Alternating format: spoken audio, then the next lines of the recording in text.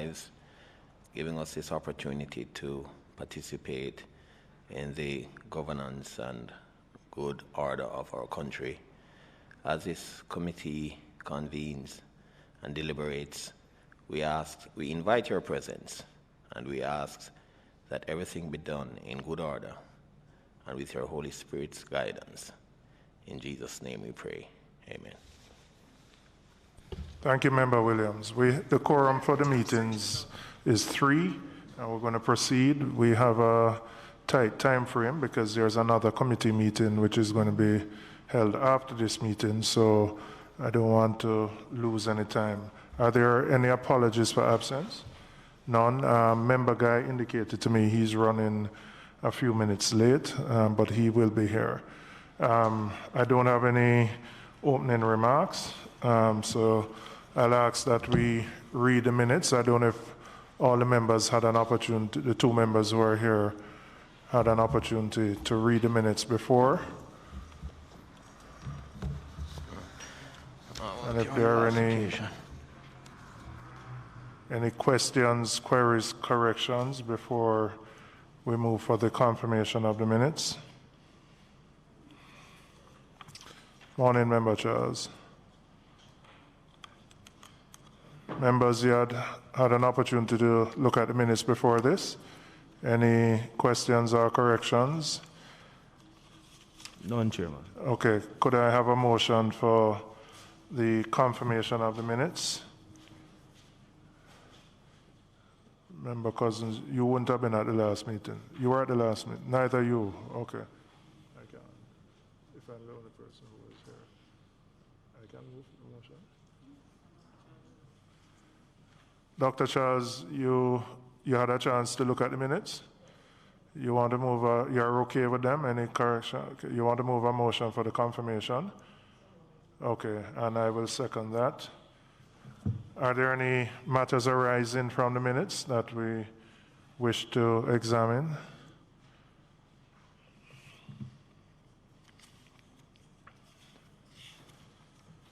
Okay, if there are none, do we invite the HEART team in now? Could you invite the members from the HEART team to come in, please?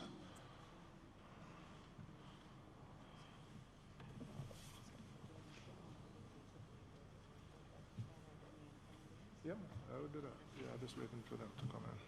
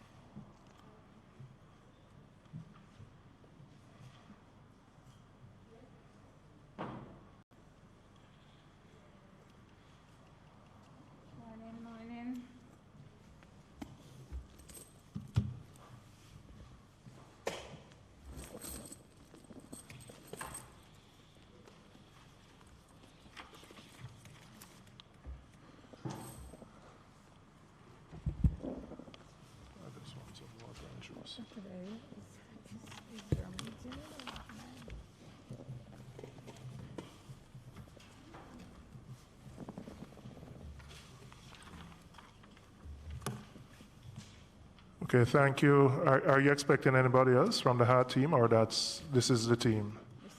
PSC are representing who today? OPM or HEART? Because you're a HEART person. Yes, I'm a HEART person. Yes, OPM. OPM, all right.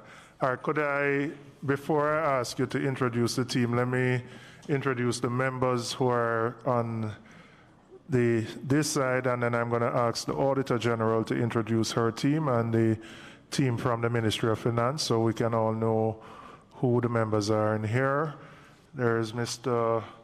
Morland Wilson representing Westmoreland, Mr. Luther Cousins from Southwest Clarendon, Dr.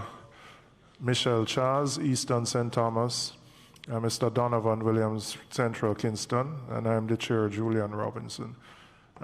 Madam AG, do you want to introduce your team? Thanks, Mr. Chairman. Good morning, everyone. To my left is Ricardo Hall, Audit Principal, responsible for performance audit. To his left is Gail Lulim, Deputy Auditor General for Economic Assessment Unit. Behind me is Junior Thomas, Audit Director, Performance Audit Unit. Camilla Barrett is next, all of the Performance Audit Unit, and Kelisha Salmon. And I think that rounds out my team, Mr. Chairman. And Ministry of Finance. Morning, members. Hope Blake, Deputy Financial Secretary from the Ministry of Finance and the Public Service.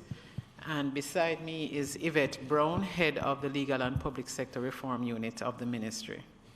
Okay. Madam Pierce, you want to do the introductions? Thank you, Chairman, and good morning again to the members of the committee, my colleagues from the Ministry of Finance and the Public Service and the Auditor General's Department. Accompanying me are Dr. Janet Dyer, Managing Director of Heart Trust, Mr. Kevin Mullins, Senior Director, Heart Trust Fund, and Mr. Michael Campbell, Acting Senior Director, Training, National Training Programs Division, as well as Mr. Wayne Robertson, Chief Technical Director in the Office of the Prime Minister. Thank you, Pierce. Madam AG, I'm going to ask you to take us through your brief that you provided to the committee. Okay, thank you, Mr. Chairman. A performance audit was undertaken to determine if HEART managed effectively its education and skills training program to contribute to Jamaica achieving a competent and efficient labor market force. And of course, this was done in the context of Vision 2030, the National Development Plan, specifically number 2, world-class education and training. HEART plays a contributing role to this specific national goal, which the aim really is for Jamaica's workforce to be equipped to respond to a rapid evolving economy and to improve the capacity to support opportunities for education and training, and particularly the unattached youth. And Mr. Chairman, I want to say, because this will become relevant in a discussion, that based on the annual labor force surveys conducted by Statin between October 2014 and October 2018, 61% of the labor force on average did not have any certification. And it is our view that this heightens the need for HEART to effectively manage its education and skills training program to meet the demand of the labor force. So just a synopsis of the main findings. 1, despite an increase in the number of admissions over the 5-year period, 2014-15 and 2018-19, HEART certification remained constant at a low rate. And of course, we believe that certification, among other things, though not specifically named by HEART at the time of the audit, are important to assessing the performance of HEART. So given the low certification rate of 45%, it is our view that HEART would not have yielded maximum value from the training program for the expenditure of $30.5 billion incurred over the period 14-15 to 18-19. And despite an increase in the admission to HEART skills training program, there was a delay in admitting the trainees due to an increase in the demand based on the applications. So that, Mr. Chairman, is a summary of the key findings. I'll ask members first if there are any questions that you want to ask based on the opening remarks from the Auditor General, or specifically anything else you wish to highlight at this stage before we ask the members of the HEART team. Chairman, Member Guy, yeah. sorry to be late. I saw that you apologized for my lateness. Just a concern, AG. It relates to the, good morning everyone, on PS. It concerns the fact that we have seen by the data presented by the AG that HEART sets itself a target which seems unreachable, in that the 70% that you set yourself for, and having regard to the years from 2014, 15 onwards, and we suspect that it might even be further back if the records actually show, but you're getting only about 45% success. Is it that you remain very optimistic that you will achieve that 70%, or is it that you did not have any realization that you are not achieving the target until the HGD found that out? And if so, why not? But if you had persisted in having that 70%, what informed you to have that position of having 70%? And over a 4-year period, recognizing that you are not able to achieve that target, was there any work done to reassess your position? And having reassessed the position, what would be the going forward? Okay.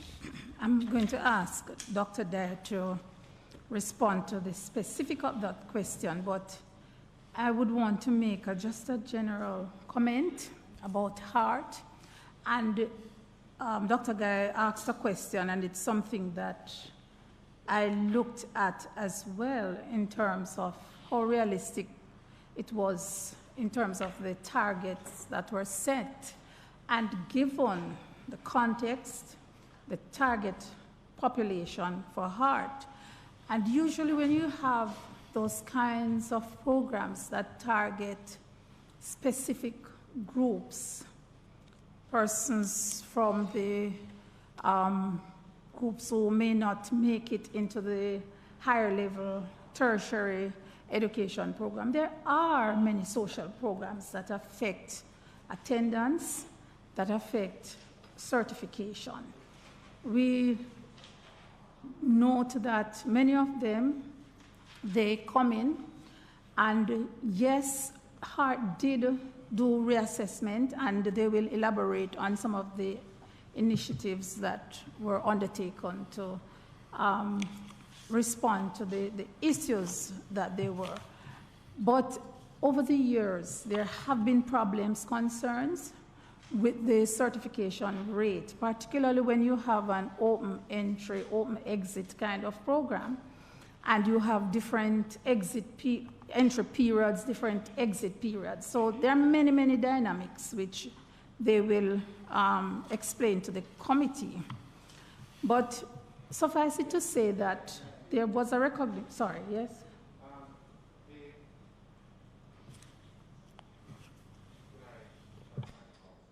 Thank you. My concern, and I understand what you're saying about the other dynamics that influence it. The reality, though, is, and unless I can be assured that the definition that I have with ending enrollment is different from what HEART says. But to my mind, ending enrollment would be those who have completed the program. No, enrollment initially are those who enter the program. Ending enrollment. Oh, ending enrollment. Okay. Isn't that those who would have completed the program? Yes. Yes. So it begs the question still, why are we having only 45% of the ending enrollment being certified? We understand the dynamics in terms of those who would have started, say, you had a... Sorry, if I may, though, Dr. Guy, I had said that they are going to respond to that. No, I know, but you're telling all the dynamics, the overview. Yes. But in the answer, I want them to speak specifically to the fact that despite, say, X amount, 2X amount enrolling, and you have X amount at ending enrollment, is only 0.5 of X that really gets certified. Why is that? You know, because all the other dynamics in terms of attendance, in terms of social conditions, in terms of educational standing, would not have affected their being there for the ending enrollment. Why is it that we only have 45% of the ending enrollment certified? Okay, point taken. There was a recognition in terms, and it's broader than issues relating to HEART, efficiencies, certification, because yes, certification has to be one of the measures of efficiency. And HART has been funding quite a number of training programs across the island. And in recognition that these may not be given the results, many of them were community-based initiatives, and there were issues, and there are issues with those. A decision was taken some years ago to really revisit the entire training system, technical and vocational training system across the island, and to rationalize. And you will recall that the Parliament had approved the merger of HART NTA, Jamaican Foundation for Lifelong Learning, National Youth Service, and the Apprenticeship Board. What I have seen in terms of the outcome of the audit really, to me, gives some kind of validation to the decision that was taken in terms of the merger, because HART's numbers are lumped all over the place, not centralized. So they are funding program and they are reporting in terms of expenditure, but they were not realizing the targets that would have come into their scheme, their annual training plan, their certification plan. And so for us, we currently are looking at the findings, and although no comprehensive review was done, performance review was done, as far as I'm aware, individually for programs, there was a recognition that there are issues with how the training system was being funded and operated. And with the merger, one of the main objectives in terms of rationalizing the entire TechVoc system is to ensure that greater value, let me put it this way, for money is achieved. It is very challenging in TechVoc. It is usually more expensive to run TechVoc training programs because the cost of training materials alone, and that most times people have the tendency to compare funding for TechVoc with funding for traditional subject areas, and so it's totally different. And people will be alarmed at times. Why is it, in terms of comparison, it is so much higher? There are many issues, and I know that successive administrations have been looking at the whole TechVoc system, and funding has been a major, major problem. I remember when I was at HART, one of the things that we were looking at, and we looked even internationally, is to develop a unit cost for each program. And it was so challenging because attendant with the training, you have the on-the-job component right there in the institution. So you have the commercial-based entities there, and those are funded from the same training budget. So there are lots of issues, and we are hoping, HART was transferred because the Prime Minister recognized that there were issues, and other audits would have indicated some worrying events that would have caused them to really now take on HART over to the OPM to give it some specific and close oversight to ensure that, one, the merger, the rationalization is completed, and that the new system will be generating greater output to the economy, adding more value as is required and as what it was established to do. As to the specific question that is asked by Dr. Guy, I'm going to ask Dr. Dyer to respond. Good morning, everyone. In response to the question asked by Dr. Guy, HART NSTA Trust as an institution we have recognized that trying to attain a 70% certification is a far stretch. Technical vocational education and training is that kind of training where if you are not able to complete the practical training along with the underpinning knowledge, you do not qualify for certification. Having recognized this, we have done our own internal audits, we have done our evaluation of our programs, and moving forward, we have adjusted our certification rate. For our 2019-2020 financial year, we would have seen the benefits from the evaluation and the adjustments that we have done. When we started our merger in 2016-17, we were doing a little over 26,000 certification for the year. Since our evaluation, we have been able to move the certification almost 100%. So for the 2019-2020 year, our certification moved from 26,000 in 16-17 to over 51,000 in 2019-2020. And this is a trajectory that as an organization we intend to continue. We see the results of the audit and we have reacted to those, and we are now beginning to see the incremental benefits and the increase in certification, as well as the increase in enrollment for our programs.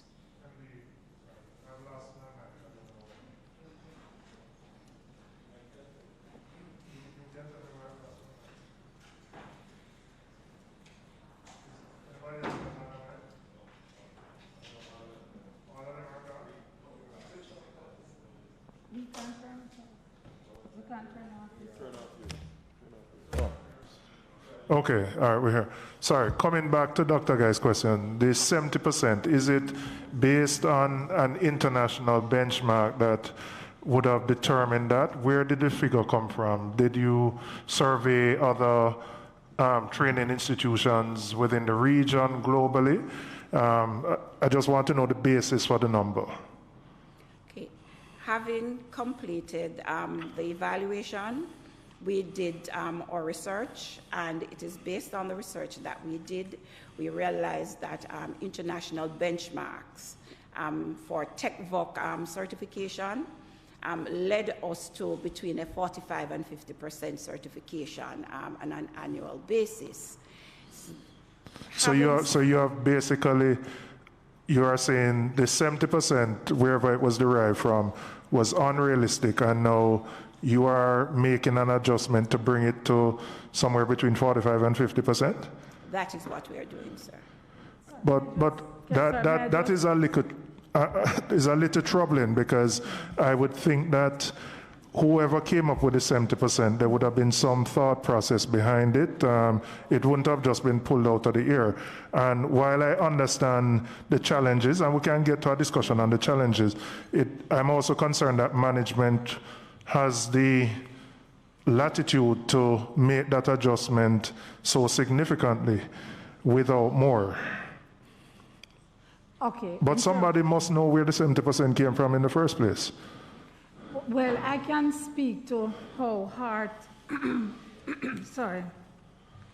develops its targets annually. So they have a performance incentive scheme, and they set annual targets set from the board level. So they set annual targets based on, I suppose they would also benchmark it based on the previous year's performance. I cannot speak specifically for this because these were set from 2014, 2015 onward. But that's how they would set it. So the board would look at the previous year's performance and would make a determination in terms of going forward. They always felt that you must always improve.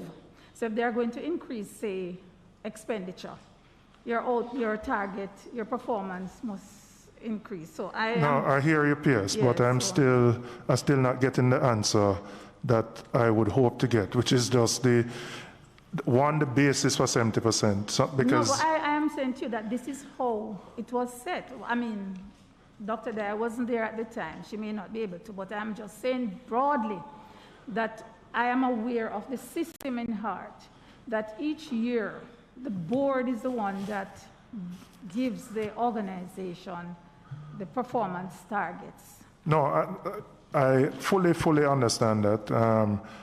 But I would like, if not for this meeting, an answer as to how we got to 70, because in making the adjustment, I would want to know, and when I say I have a concern about management making the adjustment, I do know there are a lot of other matrices that would be tied to the achievement of those goals, and it could appear, Dr. Dyer, to be somewhat of a conflict for management to adjust down, if you understand what I mean, because it makes it easier for you to accomplish your goals, which probably relate to other remuneration targets. But I would think whenever this target was set, someone would have either done some benchmarking to come to the target or something else. I myself served on the board for a little while, and I have a little bit of experience with it. But I would like an answer, if not at this meeting, as to where that 70% came from. And whether, if it is absolutely unrealistic, which the data over 5 years shows that we are only at between 45 and 50%, then clearly it needs to be adjusted. Whether it is adjusted to 45 or 50, I don't know. It could be 60, as an example, because there are other questions that I would have about the efficiency that we are achieving and how we can mitigate some of the factors that contribute to persons not achieving the full certification. Member Guy? Thank you. A follow-up.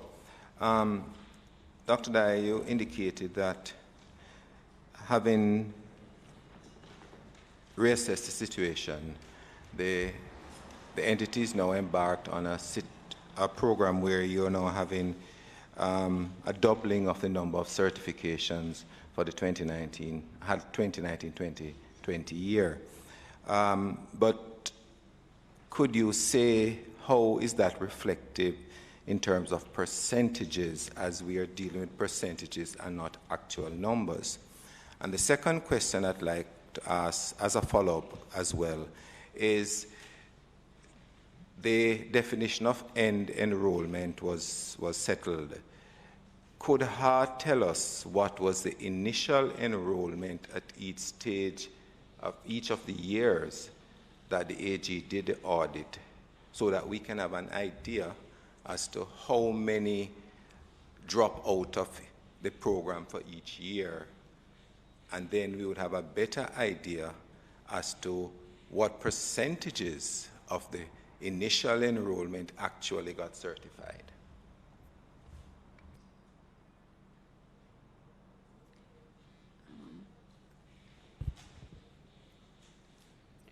Okay, for the first question you asked, MP Guy, as it relates to the percentages for the 2019-2020 certification. For 2019-2020, we had 51,990 certification for that period, which represented a 51% of the target that we had set for that period. 51% of the target, or 51 yes, certification rate? No, it represented 51% of the target, because at that for that year we were still doing our reviews, and we had continued with the 70% certification rate for that period. That it had gone up from 45 to 51%. 51%. Okay. Yes. Yes. So, okay, all right, good. So basically, you're saying, Madam Director, that the entity prior to the AG's audit, can you say that you had made that recognition that the rate that you were certifying was below what you had set, was below what was set, and that you had been making adjustments to increase that to whatever new rate that you were looking at? Because the audit, I suspect, AG, and you can correct me if I'm wrong, was done in 2020. So if the 2019 to 2020 year, which would start on the 1st of April to the ending of March 2020, what would have caused HEART to see that the 45%, even without it being brought to national attention by the Auditor General, was below par? What informed the decision to increase from the 45 to the 51%?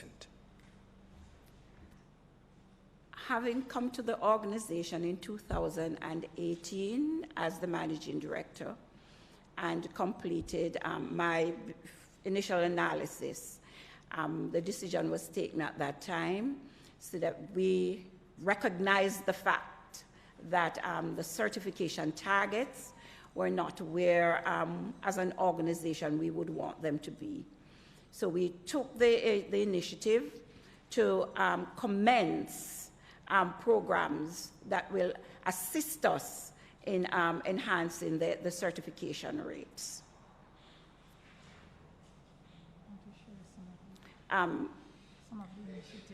If I may share. Question.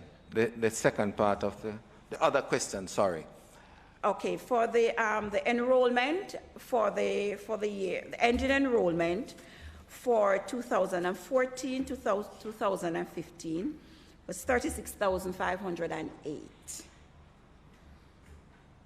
For 2015, 2016, it was 37,792.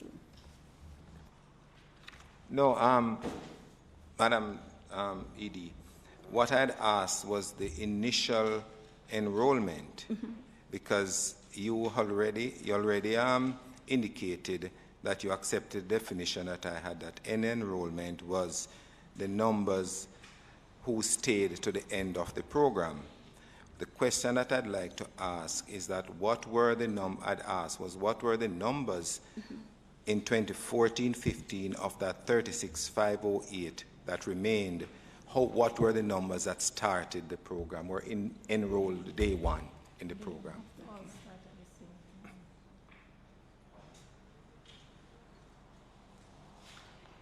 The organization, the organization has what we call a rolling admission, because for TVET, you can start at any point in the program, and once you have completed, you're able to leave the program. What I have here today is our ending enrollment. I would have to go back to get the starting enrollment, so I could give you that information. Mr. Chairman? Sorry, just to assist Dr. Guy, if Dr. Guy has a copy of the report, if you look at page 25 of the report, figure 7, you will see the information that you are requesting.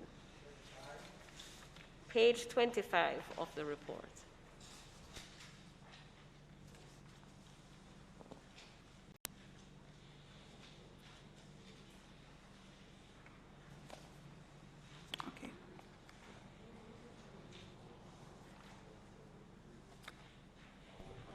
All right, Madam MD, just going back to something you said before, and I just want confirmation for myself. So you're saying, having assessed the 70%, the organization has taken a decision to reduce that to somewhere between 45 and 50 as your target? Yes, sir. Okay, and that is done with the board and the ministry's concurrence? Okay, what we have proposed, because we are in the period that our budget now goes to the ministry, that is what we have proposed to go to the ministry for approval.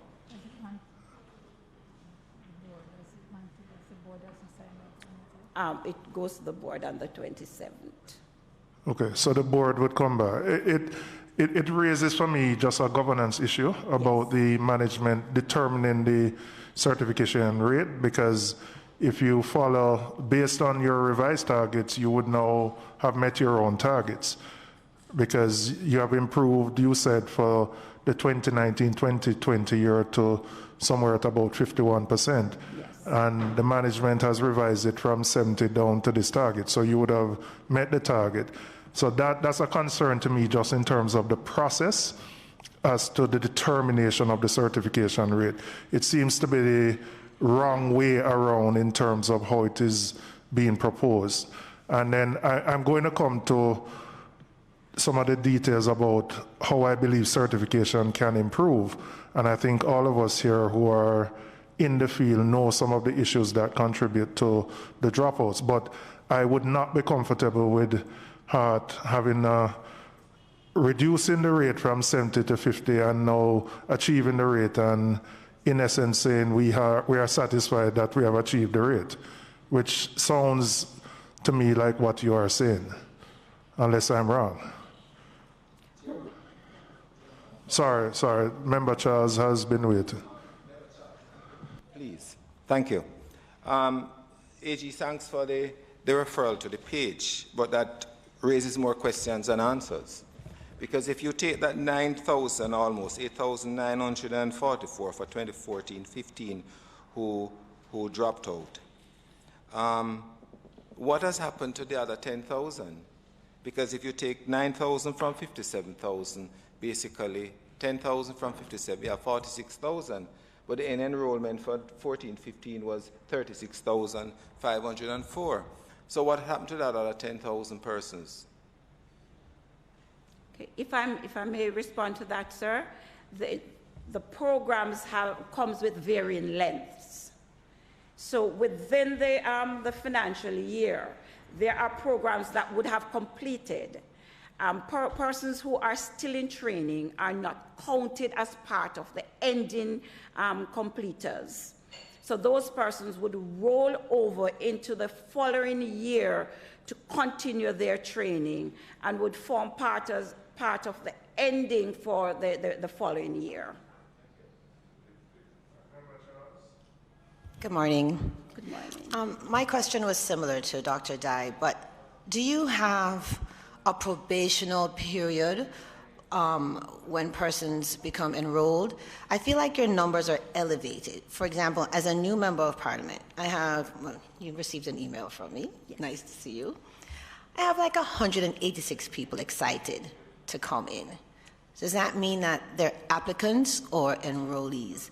I'm wondering if your numbers of persons that you say are enrolled, if they get enrolled on Monday on January the 3rd, will they still be there on February the 2nd? And you count those numbers and those people don't show up. I just want to find out about how you got those enrollees. Do you have a probational period or not? That's my one question. And the second one is, in your data, for my information, I would love to find out, those persons that drop out, do you have an idea of what training program they might be in? If they're just electricians that stay because they need to be certified? If they're housekeepers that just get a job and leave without being certified? Because I meet people in my constituency all the time who say, I started, couldn't bother finish, yeah? Make it a job. I'd love to know that data. Then you can have an idea of why we're not getting persons to stay to be certified. Because if I'm an employer, you might not need a housekeeping certificate to work for me. So if I find someone who's in the program and they know how to do certain things, they just drop out and I hire them. So I'd love to find out that data. Okay, we can have that data for you, MP Charles. But however, to respond to your question, as to why persons do not complete courses. There's been continuous review within the organization. We have what we call our career development officers, whose responsibility is to check on those persons who have dropped out, to ascertain their reasons for dropping out.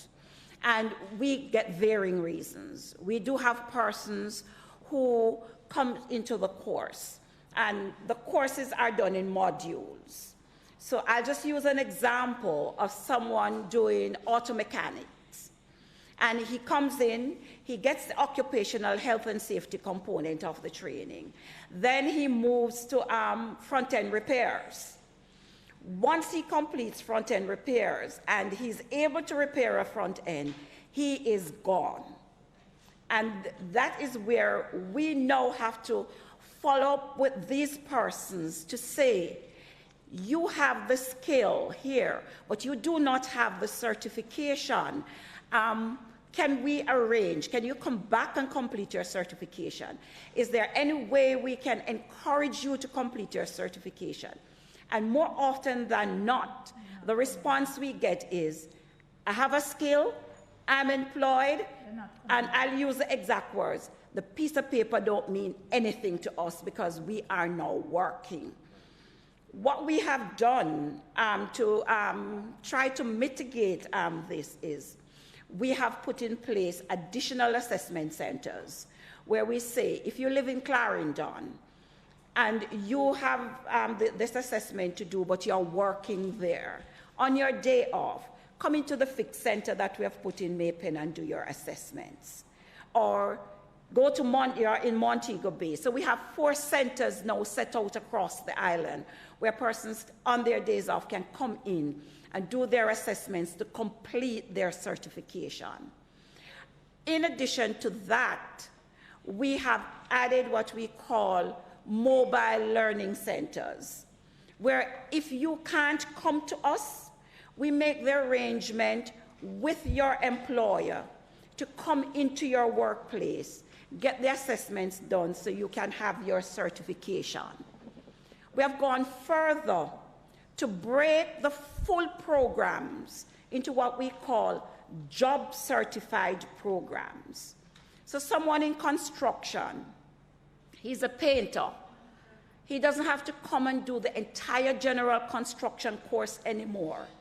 He can come to us, or if he's on the job, we'll go to them and we'll certify them in the areas of whether you want to be a painter, whether you want to be a mason, whether you want to be a block layer.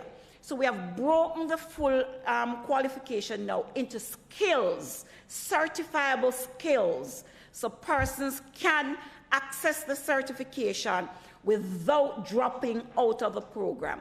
Because these certifiable skills now runs anywhere between 6 weeks and 3 months, instead of them coming to school for an entire 9 to 12 months to get the full certification. So we having recognized that, we have put measures in place to ensure that I'm a painter. I don't have to do a full construction course to be certified. I can get my certification as a painter. Member Clark has been itching to ask a question. Go ahead, Member Clark. Thank you, Mr. Chairman, but I think Madam Dyer made a fulsome answer to the questions, or the question that was asked by Member Charles, because my follow-up question was to ask, what about the alleged on-the-job certification, which you just addressed in the last part of your answer? My thing, though, is that I was reading through the report, auditor's report, and I was asking myself the question, the waiting time. It says that as at March 2020, 37,341 applicants who has met the entry requirement were awaiting interviews. I'm just asking a question for myself and for John Public. Why is it that the waiting period is so long?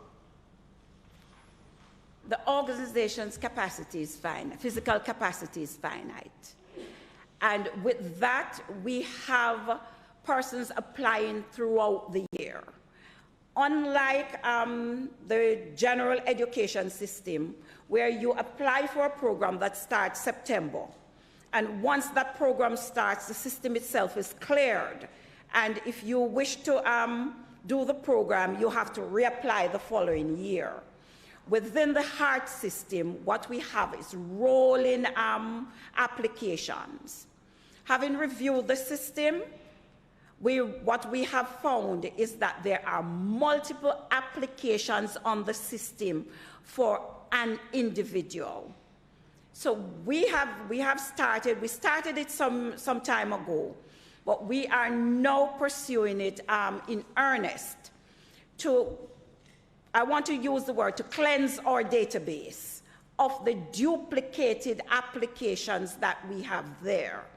Because what we have found is there'll be an applicant who lives in St. Elizabeth and he applies to go to Junction.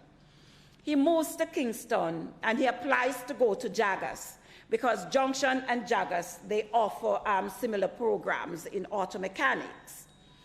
He changes his mind that he doesn't want to do auto mechanics anymore. So he applies to do a course in hairdressing or cosmetology. And all of these applications, when we go through, now sits on the system. What we have found to be helping us now is the requirement that persons who now apply must apply with their tax, their TRN. And this is now beginning to help us, as once your TRN goes into the database now and you apply a second time, it is flagged and we are able to make contact to say to you, you have applied for this program and we see you applying for a second program. What is your area of interest so we can cancel one of the applications that you have there? So it's an ongoing process that we have now in cleaning the database to ensure that the persons do not have more than one application. Before Hero, so what percentage would you estimate of the 37,341 represent duplications? I would have to get that information and come back to you, sir. Member Charles? Oh. But then, Madam. Yes, sir. How is it that whilst the AG department was doing their audit, it did not come across to them that Tom Jones in St. Elizabeth applying for mechanic is the same Tom Jones in St. Thomas who is now applying to be a carpenter? What, in response to that, and that is one of the things that triggered us using the TRN, because if I apply in St. Elizabeth with an address in St. Elizabeth, and I apply in St. Thomas for an address in St. Thomas, it's coming up on the system as two separate individuals. So with the TRN, we are able to identify that it's one and the same person. Member Charles? Is that right? That's similar to my first question. So there's a possibility that these numbers are really elevated, that some of these numbers may not really be correct and that you might be certifying about 70%. That was a little question, it's a little joke. But you're saying that you're not sure really that the amount that you have here is extremely accurate. We have identified duplications. Okay. That means that throws a lot of things off, you know, Dr. Dyer. Throws a lot of data off there. Okay, thank you. What I would ask for future reference, if in because I think the analysis will inform how we move forward, the extent to which you can provide information to indicate whether it's 10% of that number is duplication, 5%, 50%, it makes a big difference in terms of, one, the assessment of your own performance and how to deal with a particular issue going forward. So may I just add too, though, that one of the things I know the minister, the responsible minister, has said is, in looking at HEART, overall and discussing the audit reports, is the extent to which now they have to boost their technological capabilities. It is going to have to be IT solution oriented in terms of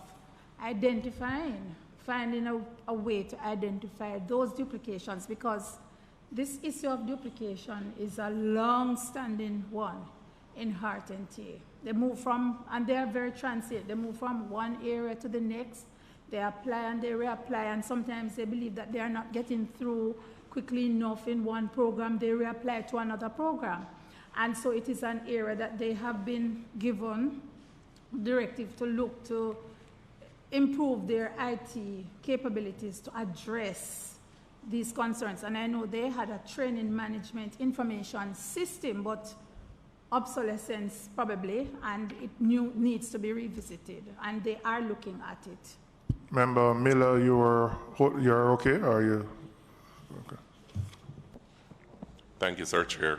I was saying that hence why the NIDS is very important, so to track the duplication. And also, I want to ask Dr. Dyer if there's any plans to expand the hospitality program, especially in Portmore, because that program is high in demand and there is a facility for it over there. So, since you're very passionate about that area as well. So basically, that's one of my questions that I would like to ask. His first comment was a paid advertisement from the NID Secretariat.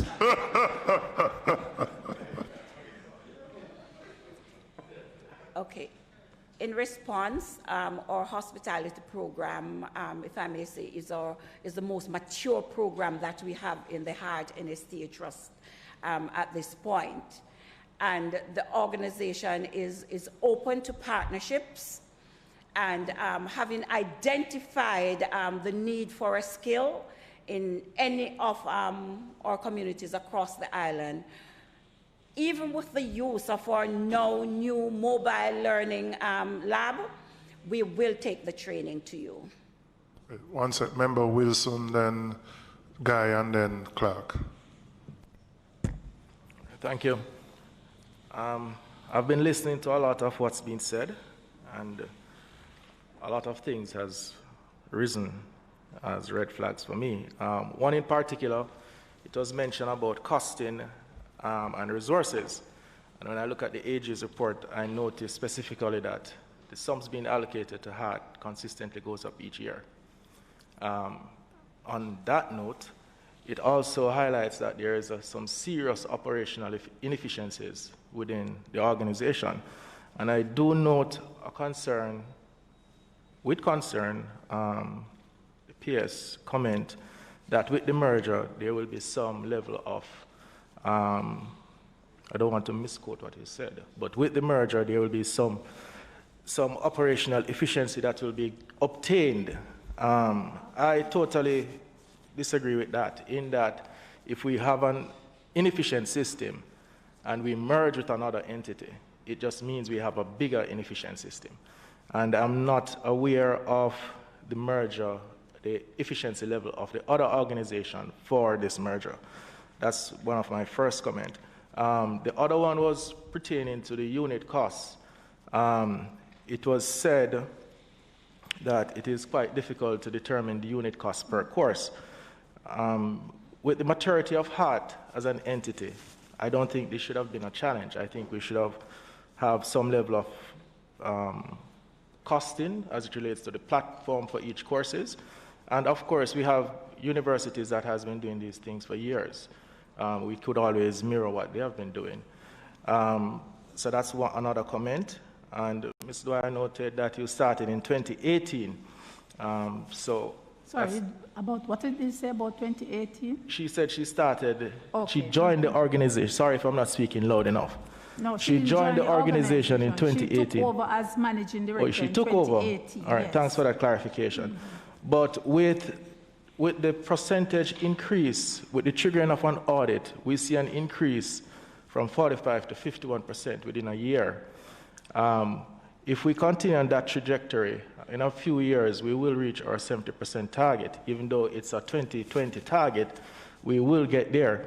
So similar to what other members have expressed concern about revising the target downwards in light of the fact that the funding is going upwards. That was another concern for me as well. The rolling application, I think, something that HART can address, in that, similar to what universities have done, you can have a rolling application and start at a particular date so they know when that their courses will begin.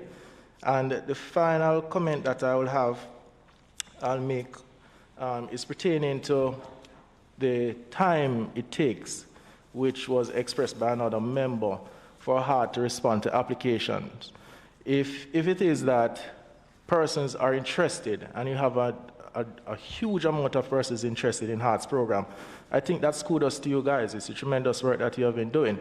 What you have to do is internalize that within the organization and process their application as soon as it is humanly possible. And with what's happening, that could be one of the reasons. I'm not sure what your surveys have indicated. That could be one of the reasons why you're having so many duplicate applications. I know from my constituency many persons who have applied to HART, and the time it takes for HART to respond to them, it's just too long. So they're saying probably the course is too long, probably it's full, they'll just apply for something else. Well, that's the point I made earlier, right? That because and some programs, for example, hospitality, are the popular ones, and they are usually oversubscribed, 100-fold. So they know they have to wait a long time. And yes, they may apply for a second option. But forgive me, with the increase in funding, and we know that there is an increase interest, put it that way, in these courses, we should build our capacity around these courses to absorb the number of applicants that we are projected and expected to have. That is the most likely thing to do. You see, you look at more than one dynamic in terms of determining programs. And it's not just application, because some people like the floral-looking programs and the jazzy-looking ones, but you have to look at demand at a particular time in terms of employability of those applicants as well. So there is more than one factor would inform a program delivery. Because you have, even in university, you spoke about university, you have programs. There was a time when I was at Ministry of Education, being an educator myself, a lot of people were doing programs at Teachers College. And because they sound very jazzy and sexy, but when they completed their training, it was very difficult to find placement for them in the secondary system. And so you don't only look at the applications, the numbers coming in. And this is where we have the career counseling program too, to guide them, to say, yes, this area, yes, you have a lot, but there are other options, and which would make you more employable. So it's not as straightforward as it may seem. The tech work is really a very complex system. But I'll respond to the first two comments you made, since they come out of comment that I made. And I'm sorry, I didn't get your name, could you? Morland Wilson from Mr. the great MP. parish of Western Westmoreland. MP Wilson, you said that merging inefficient agencies will result in inefficiency. And that's your view? That's what... Sorry, let me clarify. I'm saying I'm not sure of the efficiency level of the entities merging with HART. Yeah. But from this report, it shows that there are some operational efficiencies. You're doing something great. You have a fantastic brand, but there are some areas that need work. So I am saying merging these two entities doesn't necessarily mean that we are going to have a new system that will be more efficient, because I know that was said earlier in your opening remarks. It's the responsibility of the leadership. So if there's a policy directive, and in my opening remark I said it was recognized that there are inefficiencies in the system, and I did use the words merger and rationalization. And it is one of the objective of the rationalization is to ensure that there is efficiency. And you rationalize because you have a problem and you'd want to fix the system. And yes, it was recognized that there were problems. I spoke about the community-based training initiative as well. Good initiative, good social intervention, but there are problems because they get a significant amount of funding from Heart Trust. But yet, in terms of the social issues that go with them and the problems of dropout and poor attendance and all of that affects the entire system. So in terms of the merger, it's not just to bring the four agencies together. It's really to bring them together, rationalize their program offerings, to eliminate duplications, because one of the problems that we have in the tech box system is that different institutions offering the same thing, and you're not realizing any kind of efficiencies there. So the main objective of the merger is to rationalize the training system to ensure that there is improved efficiency. Now we have to hold the leadership of the organization from the board down and from the policy level to it, that out of the merger, what have we realized? And so we all have a responsibility to ensure that the system becomes more efficient. The other one about the unit cost, again, I won't go into any detail in response, but I don't think that there are many training systems in the world. We have looked at various, Australia, New Zealand, Germany, USA, that operates the way that Heart operates. See, if it were just the training component, it would be easier, but we also have in each institution a commercial enterprise. And those enterprises, they have staff, so you have to be paying staff, you have to provide training material, because also it gives the trainees the opportunity to learn while they are in training. So lots of dynamics going in play when you're thinking about the Heart system. And it is not as easy. You cannot compare it to an institution that is offering, for example, academic programs, totally different. And it is something that we have grappled with over the years in terms of Heart. It's not that we don't have something, but in terms of benchmarking with other areas, because Heart is kind of unique in how it offers its program, it creates a particular challenge for us. Thank you. The AG has wanted to intervene, make a comment. Mr. Chairman, I just wanted to offer clarification on one point with respect to the applications. Well, first, let me indicate that the amount included in the report of 63,520 applications does not represent the total applications, but represent what we identified on the training management systems. Now, my understanding is that there are some applications that's dealt with manually, and it's not captured here. The next point is that this 63,000 is an adjusted figure. So it would have taken into consideration the duplication. We have adjusted it for cancelled applications as well as the duplications. And in fact, paragraph 2.6 actually sets out the findings that would have been shared by Dr. Dyer. So the report does take into consideration that the system itself permits 2 applications per applicant. But as she indicated, the persons apply across different regions And of course, the system does not necessarily filter that out. But during our audit, we would have taken that into consideration, and using the TRN, we sought to remove that duplication.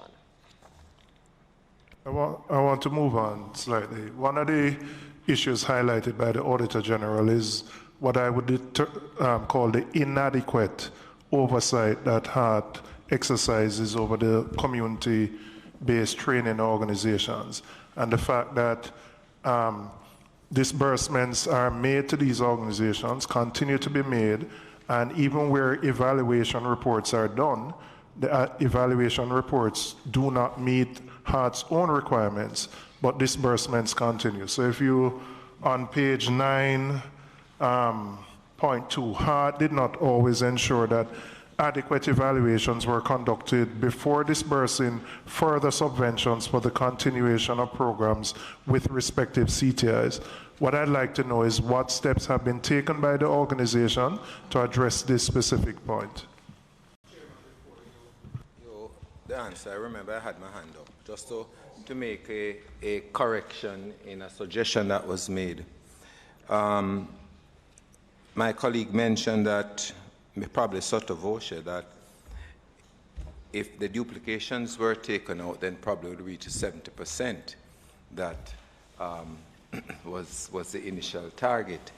But it's two different things we're talking about. One is the number of applications that were awaiting training, and secondly, the other part in terms of certification is actually those numbers who were actually in training. So one could not really extrapolate and say, well, because of the duplications, we could reach those numbers, possibly. Okay, to respond to you, MP Robinson, the organization has undertaken an extensive evaluation of all our community training intervention programs. And what we have done is reduce the amount of programs per officer, allowing the officers now more time to concentrate on the particular programs, projects, so they can lend higher levels of monitoring to each of the programs. Before pre-merger, we had 4 regions, and there were officers per region with responsibility for the various projects. The implementation of the new structure since the merger now allows us 6 regions. In addition to the 6 regions, we now have 15 parish offices, which we did not have before. With the 16 parish offices now, we now have an officer per parish to be dealing with the activities of the projects. We are beginning to see the benefits of this, where a lot more attention is being paid to the projects that we have. The evaluations are now being done on a more timely basis. And with the evaluations coming in, we are now in a position to hold all our CTI and external training partners a lot more accountable than we were able to do before we had officers per parish monitoring the projects. I mean, what it sounds to me like you're saying, you have added new layers in terms of management oversight of the training institutions. That may solve the problem, but I don't necessarily think in an environment where an institution knows that the next quarter subvention is contingent on a proper evaluation report. If that is done, you will get an evaluation report because they want the disbursement for the next quarter. So I don't know that the solution to the answer is necessarily more people, but ensuring that whoever is in place, because these evaluations, I know some will be physical, that you have to go to a facility and ensure that they're doing what they're supposed to do. But I assume a lot of the evaluation forms, and based on the report provided here, even when the evaluation forms were provided and appeared to be deficient, meaning HART's own criteria was not being met, we still continue to disburse money. That is really the problem that I'm seeing, and I don't know that more people solve that problem per se.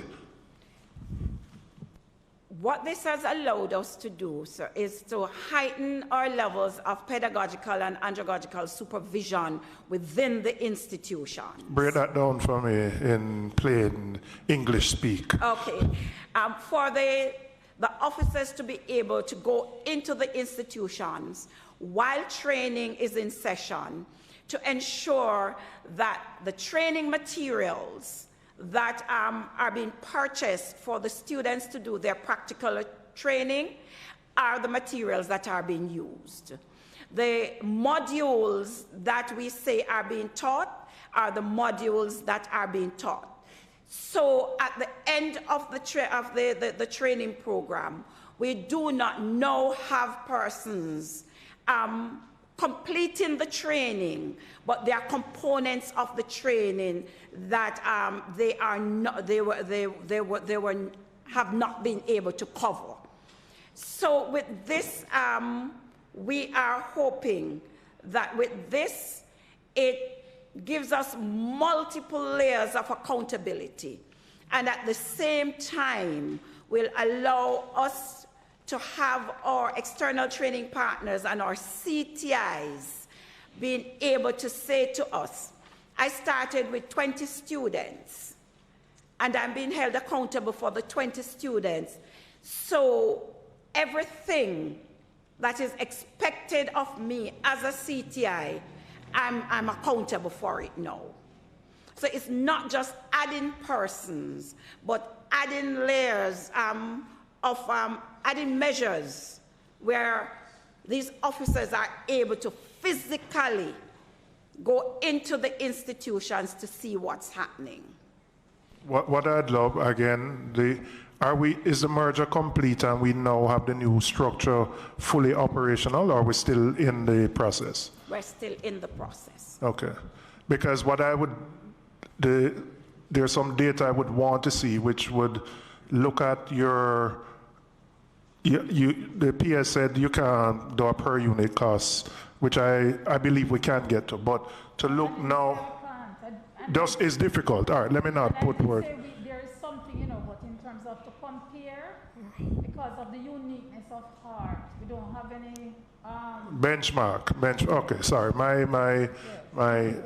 What I would want to see is to look at the cost now with the new structure, with the new management, and if you look at your training costs as a part of your total budget, and then the personal emoluments, because as I said, you have now put in a new level of supervision, which will obviously cost more. So that's something that I would want to see to ensure that, again, in terms of value for money for the taxpayers spend, that we get in the value for money in relation to direct spending on training in relation to the total budget. Okay. Member Guy? Go ahead. If I may, just to complete what I was responding to. When we do the evaluation of the institutions, there are times when we do find challenges, but we have to bear in mind that if we have students in training at the institution, we cannot just cut the funding immediately. We have to allow them to go through the process so these students can complete their training. And then at the end of the training, we take the actions against the institutions. I'm going to come back to a specific case, but Member Guy has a question. Thank you very much, Chairman. Dr. Dyer, I'm reading from the AG's report on page 9, and it is 2.2. And the particular part I'm referring to, and it comes back to you spoke about the CTIs. And the AG found that from a sample of 50 evaluation reports for 24 CTIs,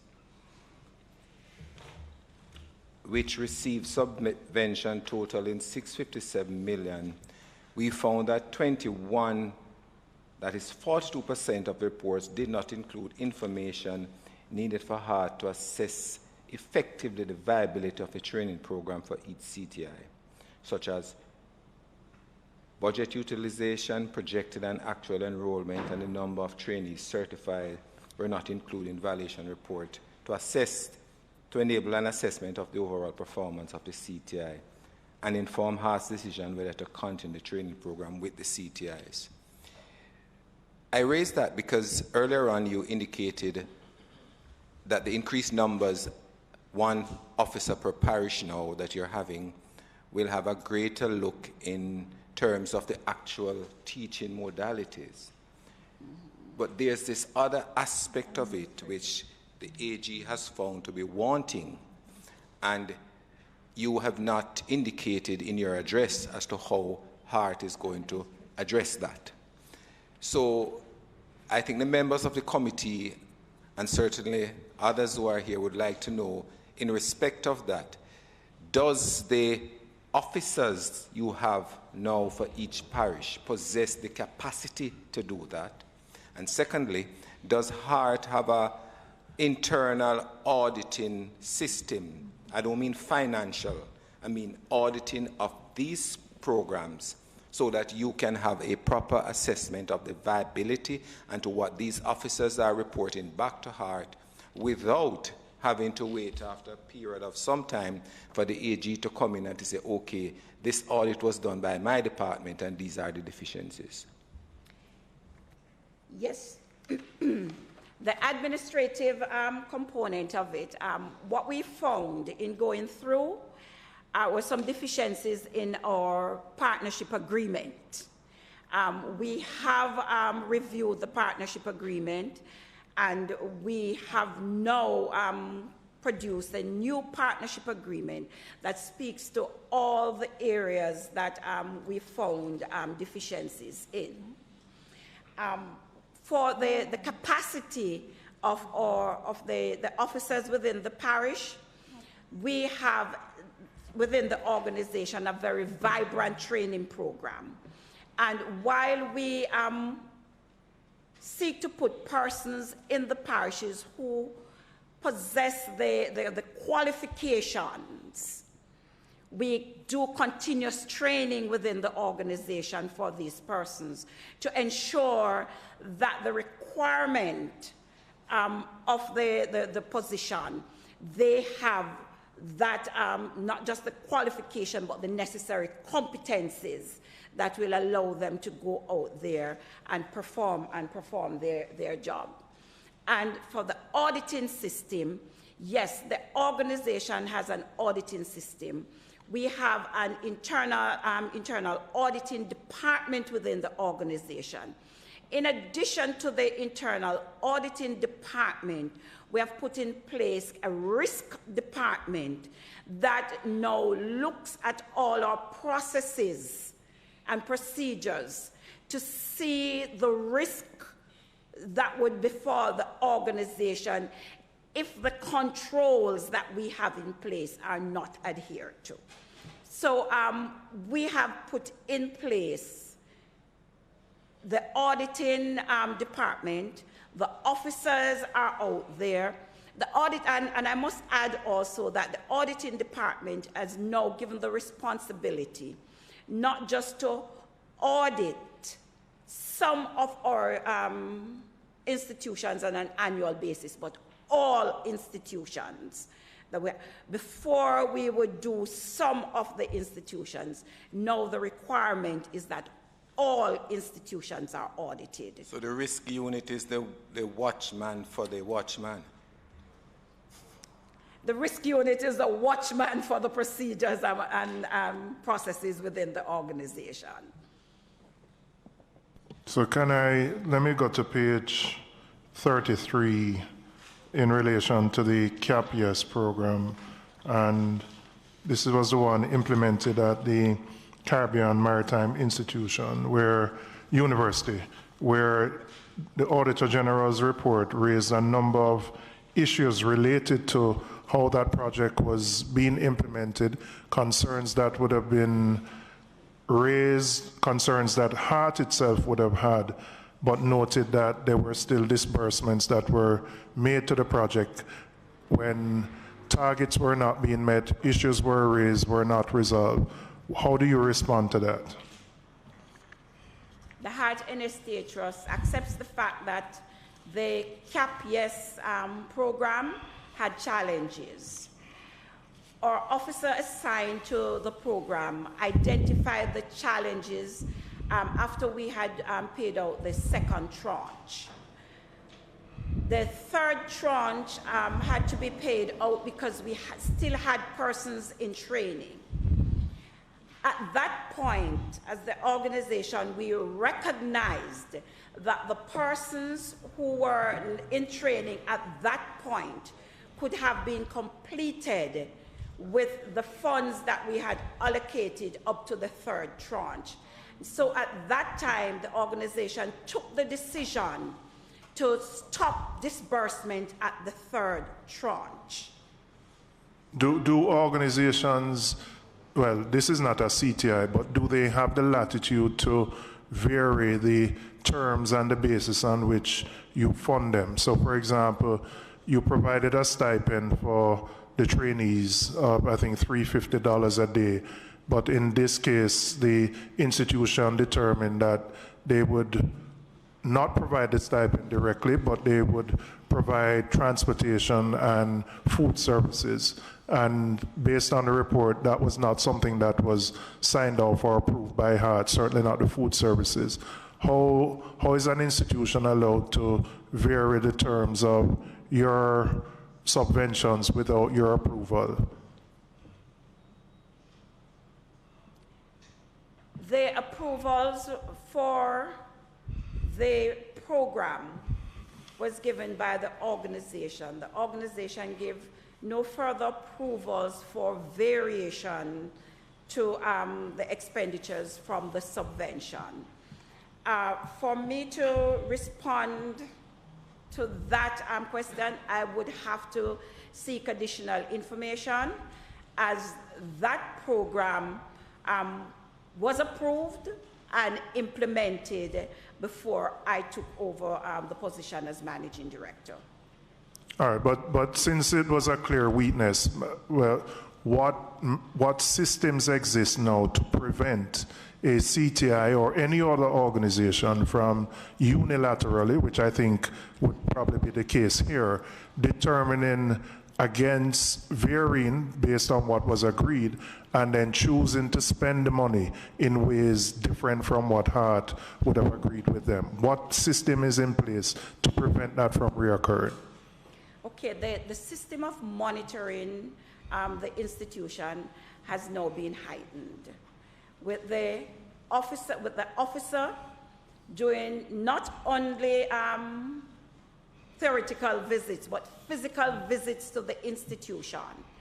There is a cash reconciliation that is now done on a monthly basis that comes to the organization for the department director and the officer in charge to ensure that the funds disbursed during the month are in accordance with the requirements of the partnership agreement. All right.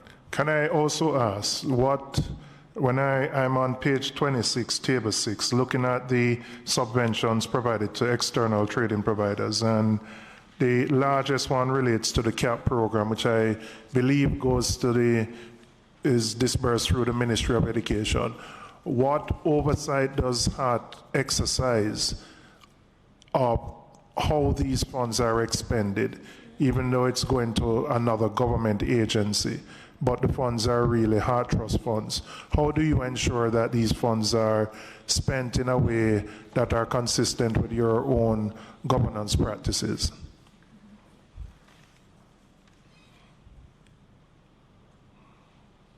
The organization over the last 2 years have commenced the process of accessing the reports for the programs from the Ministry of Education, Youth and Information.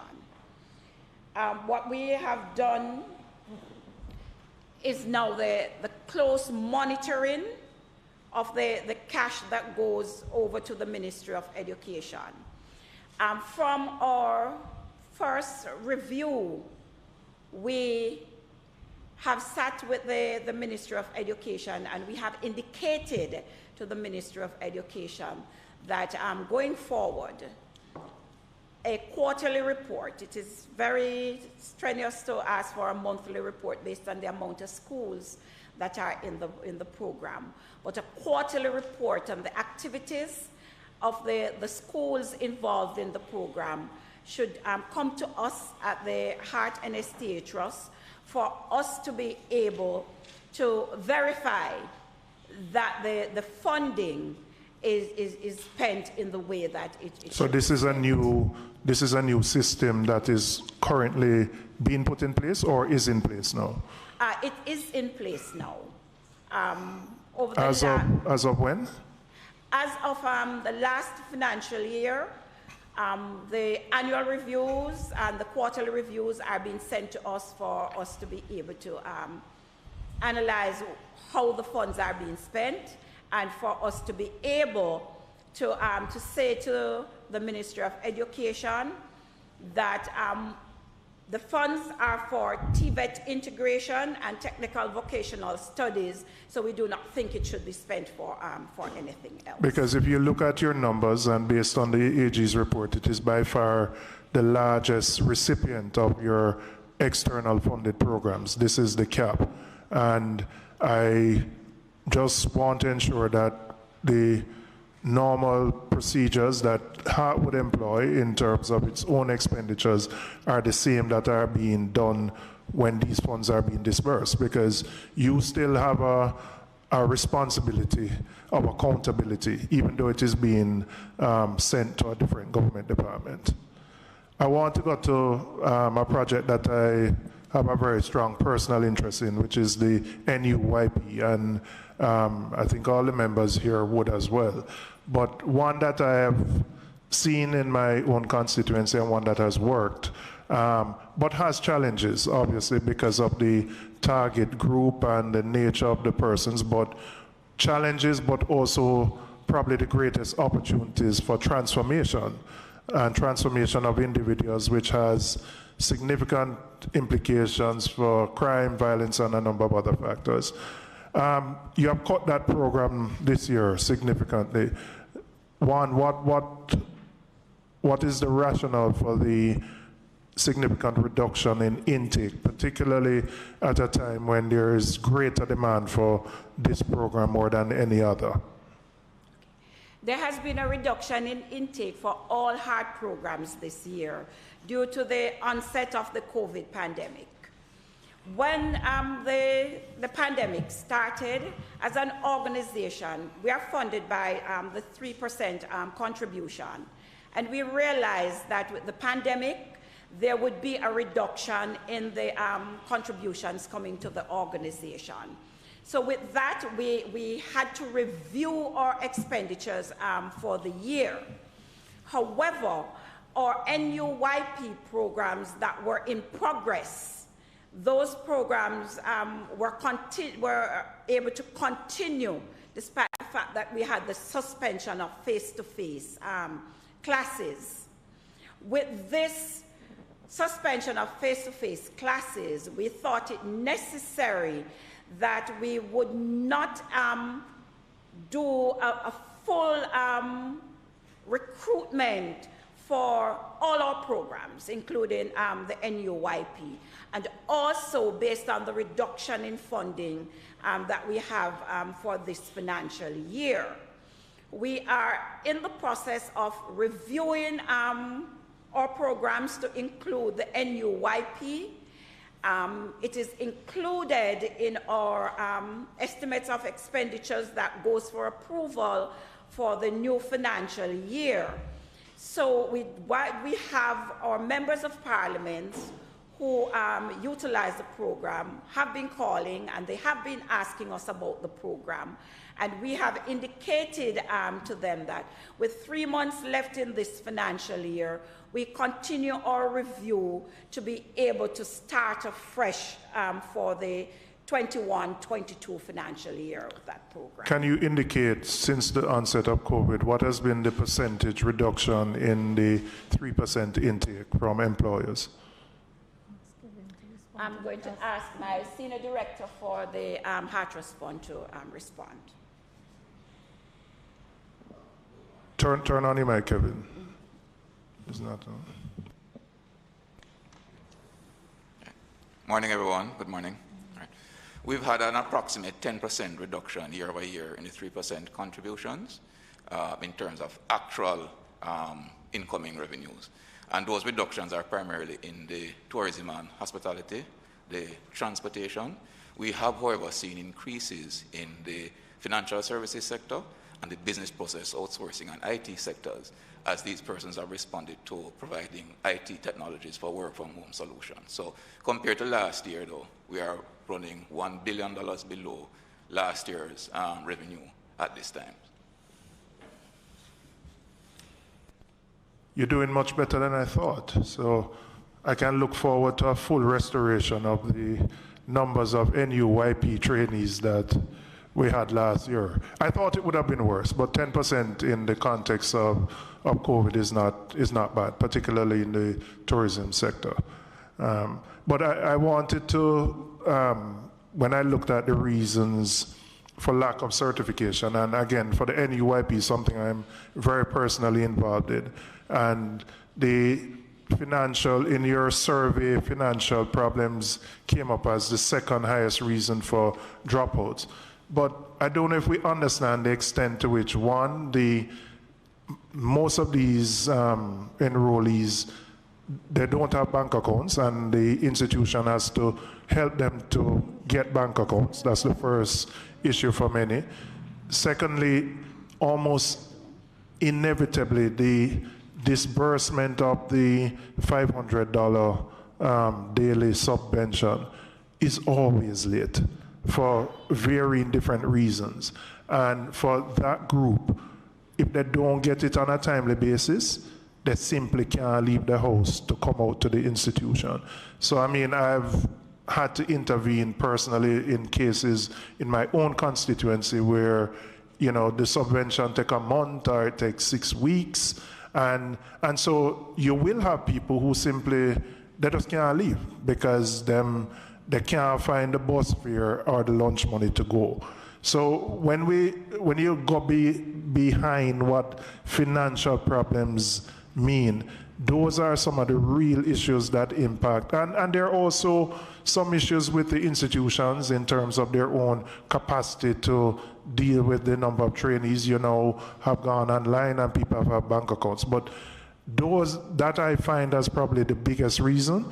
The other reason of persons, once they develop a skill area and they get a job, they're gone. That's also a factor.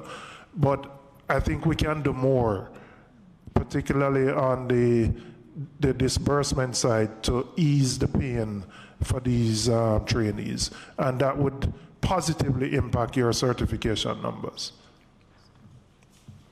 Member Guy. Thank you, sir.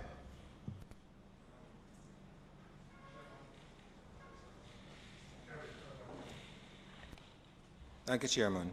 I want to go back further to the National Unattached Youth Program and referencing page 29 of the AG's report.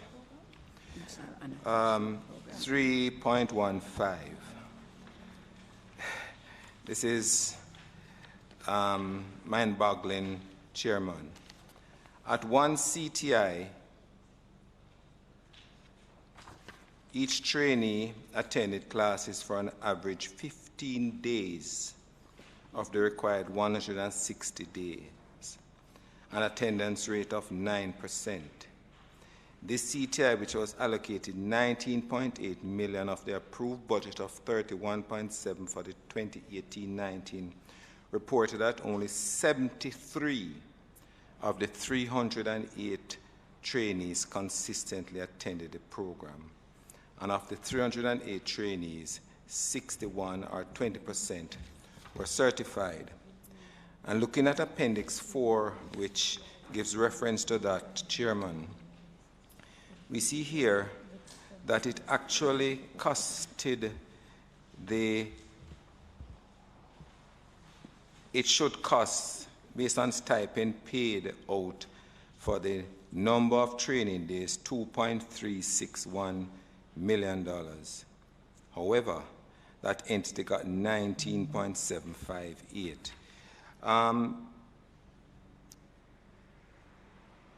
Dr. Dyer, can you explain what happened here? The period for this training program, AG, is what year might we ask? 2018, 2019, right. And you were at the helm of the organization at that time, and you indicated that since you assumed the organization's head, there were some changes in terms of the administration, in terms of the oversight. How did this particular one slip through the cracks? Because this is really a serious case of the AG's report that did not get any value for money. This is a situation where you had that many persons who the agency indicated was, the communicating institution indicated that they were catering to. But at the end of the day, the figures that have shown in terms of attendance, in terms of certification, are indeed poor.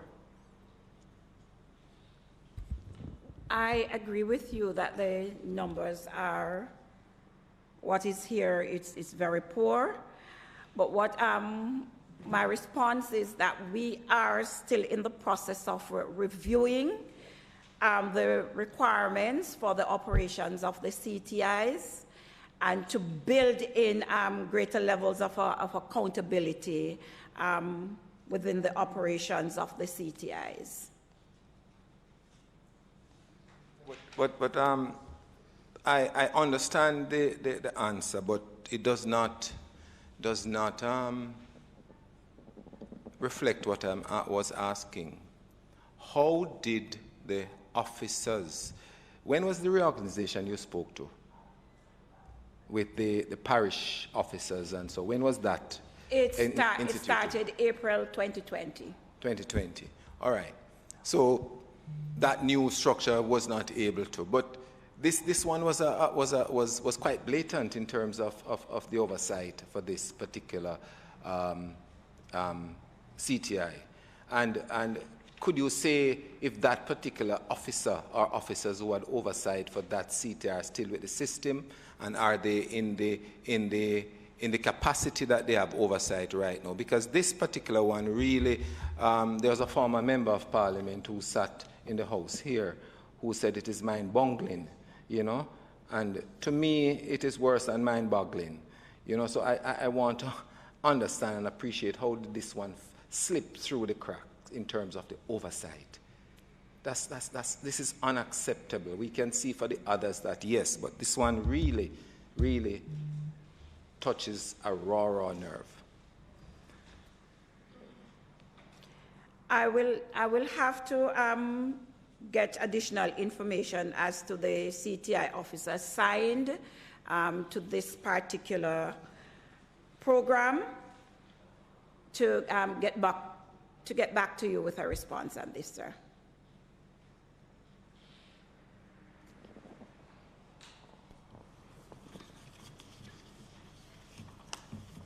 Members have any further questions?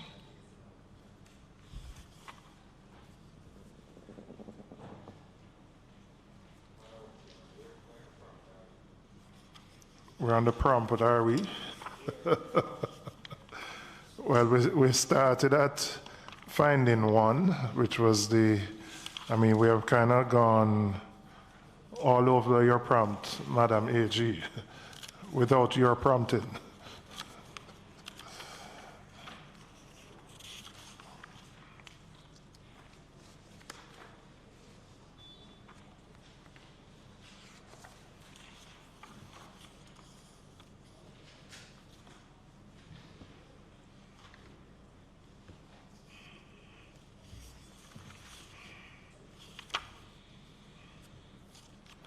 Well, let me ask AG, based on the responses from HART to your own audit, are you satisfied based on the specific areas that you highlighted and what management is doing now to correct the issues that may have existed?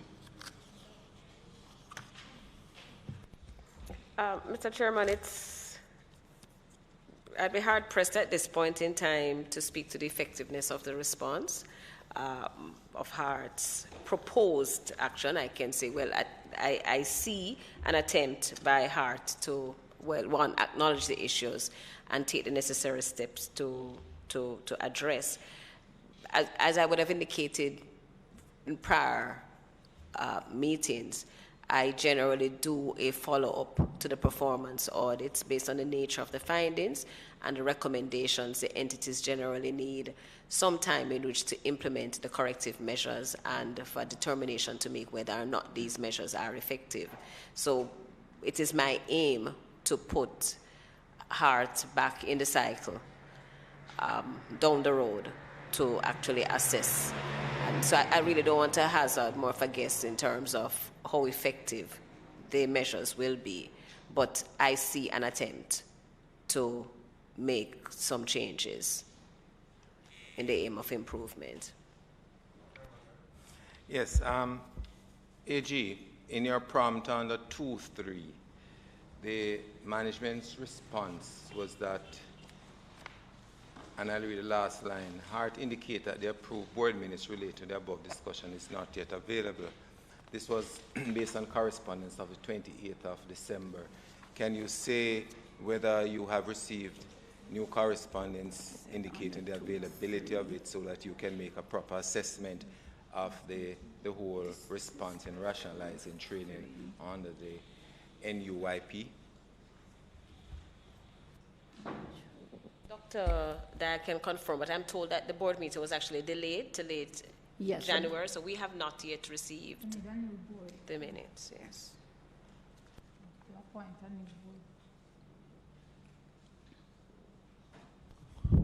The members, are there any other questions that members want to ask?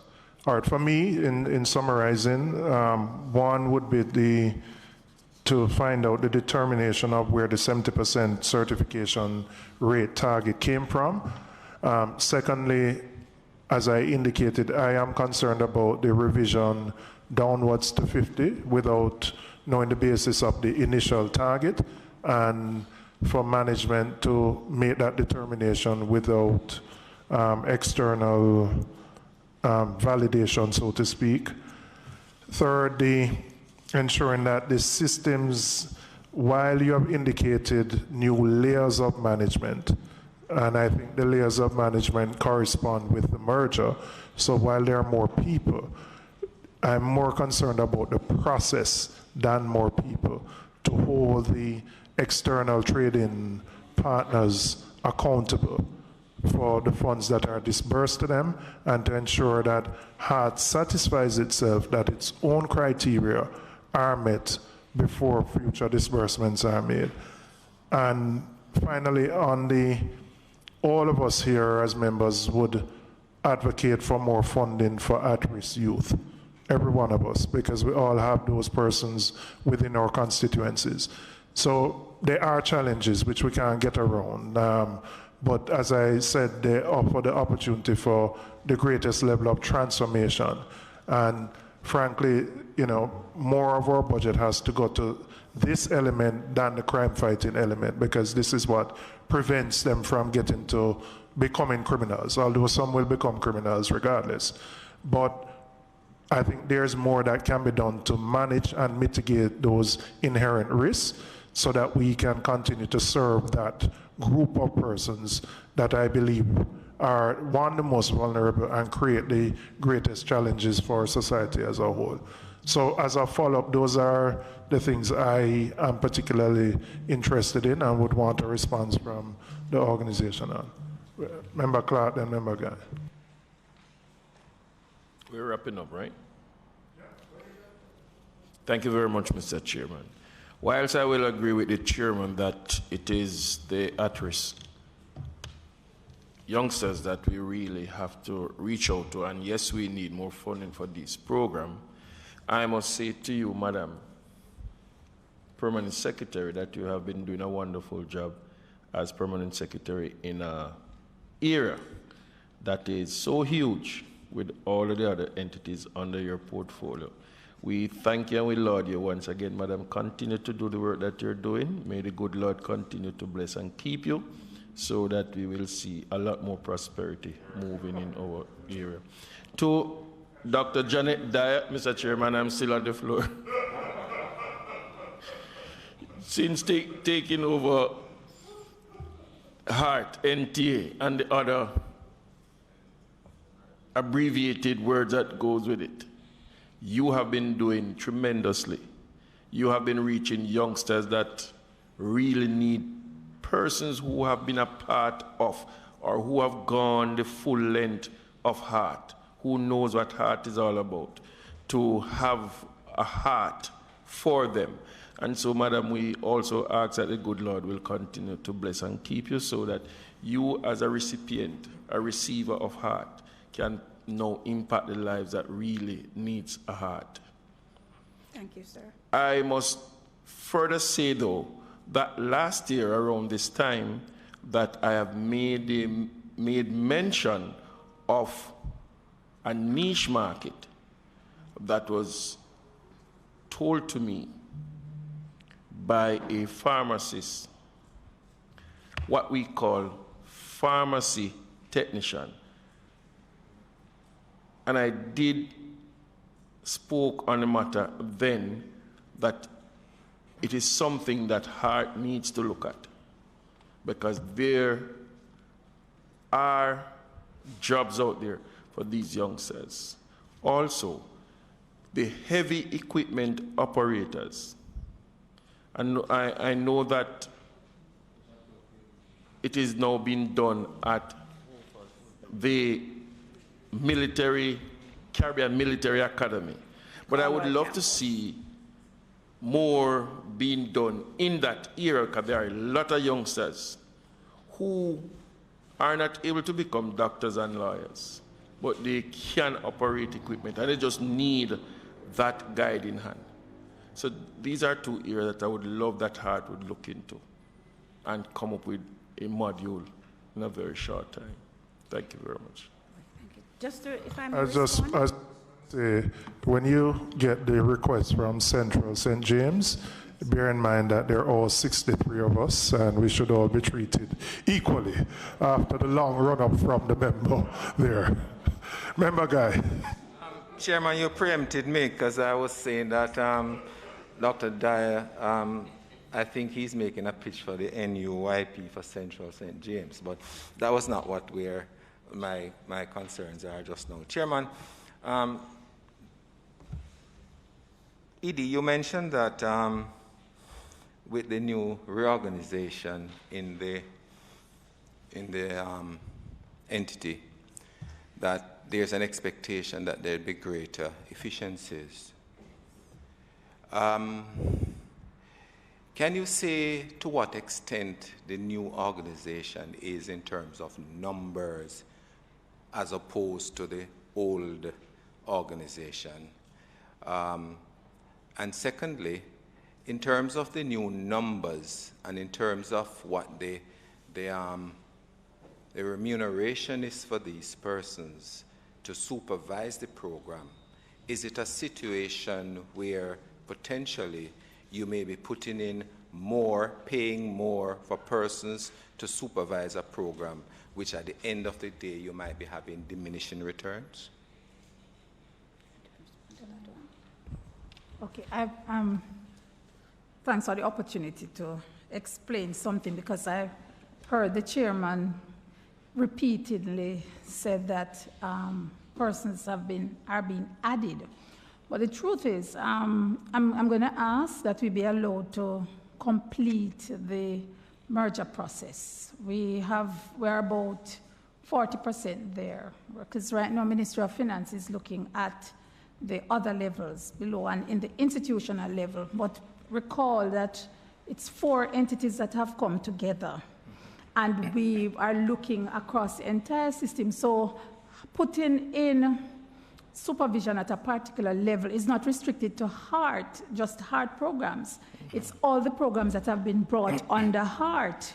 And yes, it is important that we have that level of oversight and accountability for the entire system now.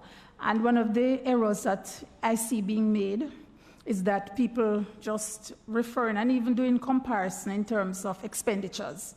HEART was so last year, and this year it is so. And I keep reminding people that, remember, it's 4 entities that had their separate budgets that have come together now. So we are hoping that when the merger is completed and we have the functions fully defined and the personnel engaged fully, that we won't see any increase overall in personnel. But what we will see is better utilization of the human resources to cover the various programs. For example, NYS, it doesn't stand alone now. It's under HEART.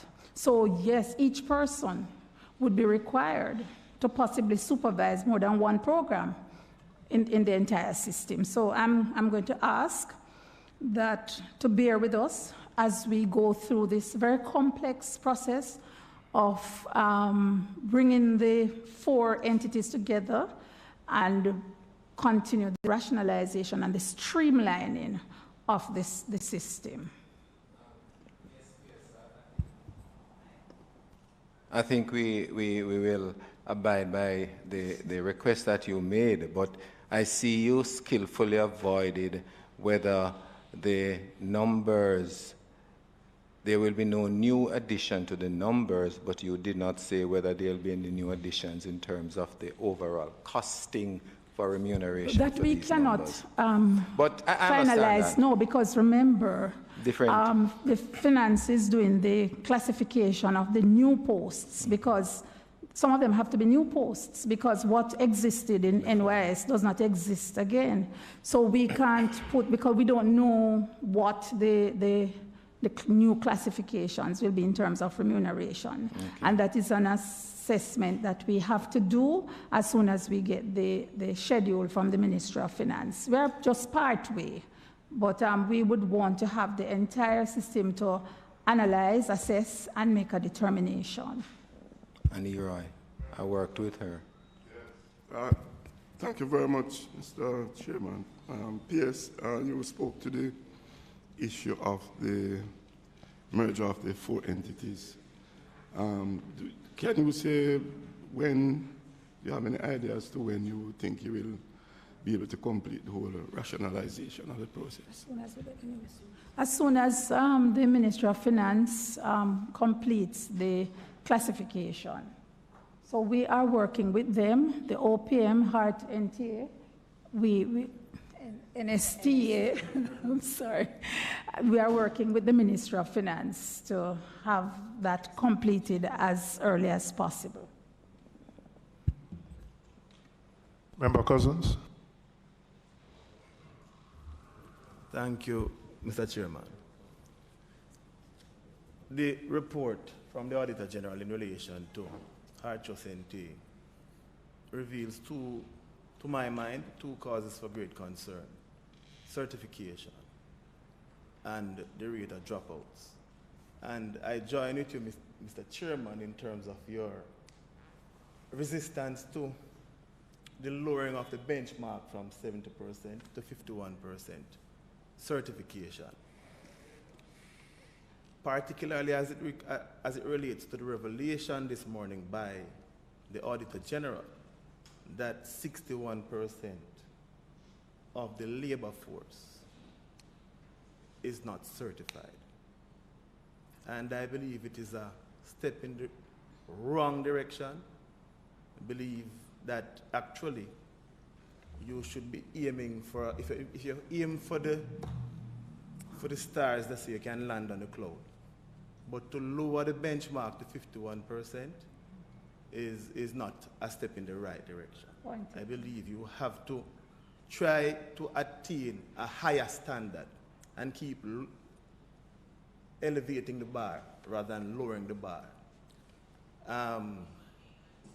The Heart Trust is a very important organization in Jamaica. And as Member Clark indicated, the reality is that not all persons will become lawyers and doctors. The vocational training is very important and certification is important. Now, the rate of dropouts is of great concern because even though we have lowered from 16 to 6%, I believe that the reality is that we should be way lower than that. And I note that the report indicates that one of the reasons for the dropout rate is the socioeconomic conditions, and you have taken steps to improve that in terms of the allocation of a stipend for the program. Stipend seems a bit low.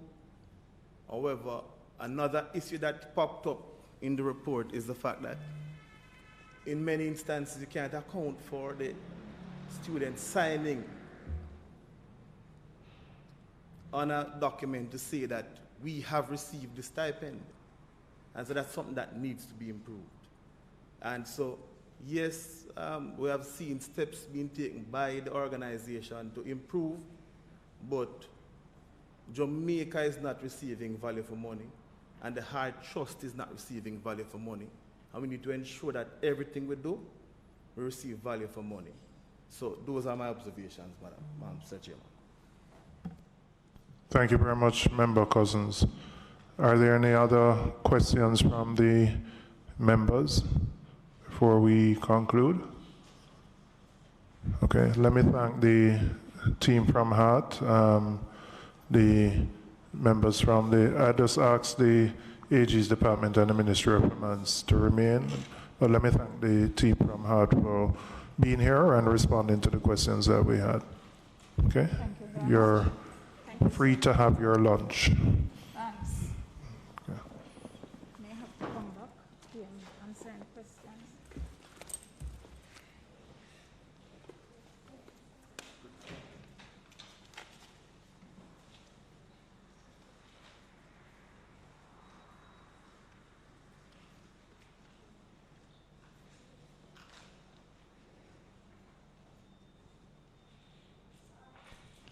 Members, when we met at our first meeting, we established an order of priority for the entities that we'd look at. So we said Heart, and then we said we would go to the JUTC.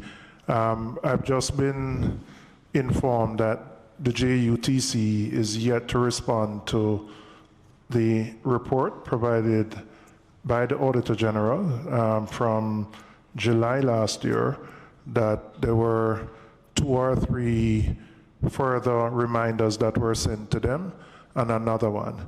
I'm insisting that they come here next week, Tuesday, because this gives me even greater concern that they need to be here to answer the questions. If the AG has completed a report from July, has asked for a response, and 6 months later we can't get a response, that is a red flag for me.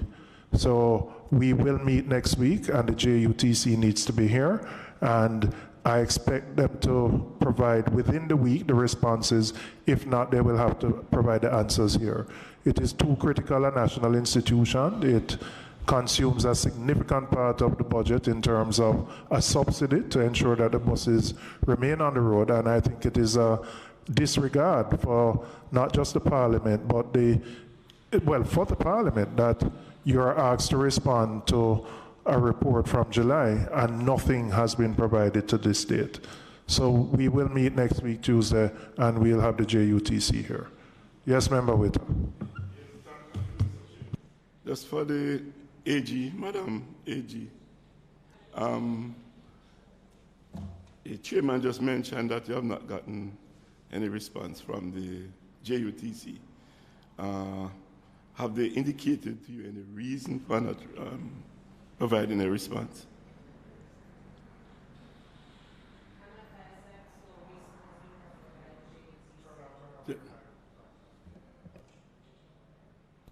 Yes, Chair, through you, I'm advised that no reason has been proffered by the JUTC for the failure to provide a response.